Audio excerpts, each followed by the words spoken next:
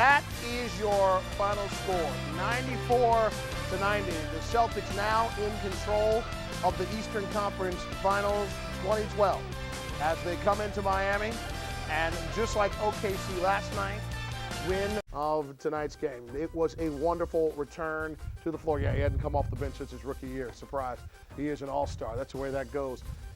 Missed his first shot and fortunately got a couple to go. Let's call it a few to go as he hit 3 of his 8 shots. That's the nice first shot he made, a nice little bank shot on way to 9 points and 7 rebounds. Just 14 minutes and 23 seconds of work as Coach Spoelstra made it plain. He fires up the crowd early there that he was going to play a limited amount of games. Floating in there, you see usually that explosion ends up in a dunk, but he did not have the explosion as he had that strained abdominal muscle returning from it. It's going to be a bit of a process.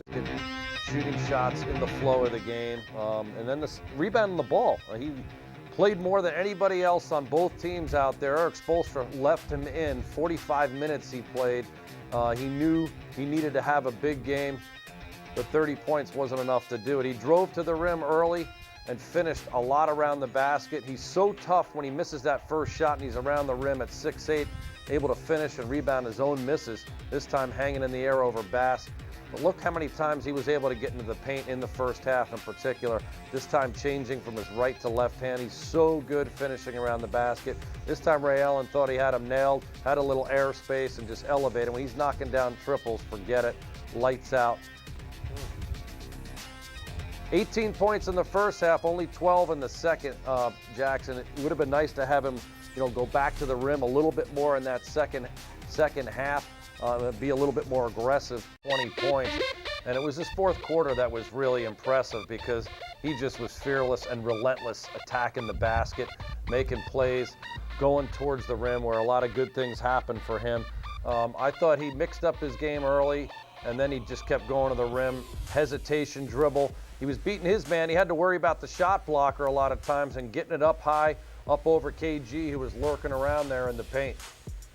Dwayne Wade had 14 of his 27 points in the fourth stanza, and it simply was not enough at the end. He played every second of the fourth quarter, all 12 minutes, as well as LeBron James, Udonis Haslem nearly doing that. It was, there was only one mission when he jumped off the ground. He went up and got it. And they get the loose ball and wind up drilling a triple. That was one of Petrus's threes, right? Brutal. It's a tough run. He played tough and got himself set there, and Schwackens, 27 points. He had 6 rebounds and 3 assists. Let's get into the locker room where he was talking about tonight's disappointing defeat.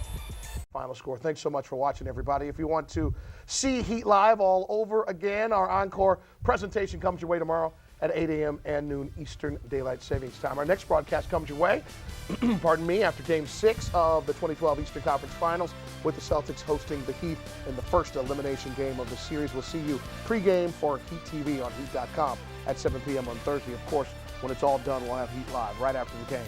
This has been a presentation of Sunsports, your home for Miami Heat basketball. For Eric Reed, Tony Fiorentino, John Crotty, and our entire Emmy Award-winning Sunsports team, I am Jason Jackson. The Heat trail in the series versus the Celtics, 2-3. We'll talk to you on 790 The Ticket tomorrow at 1 p.m. Eastern Time. See you right back here on Thursday night. The Heat fail to get the victory, but the series is not over. Get a good night's sleep. Get ready for some serious playoff basketball.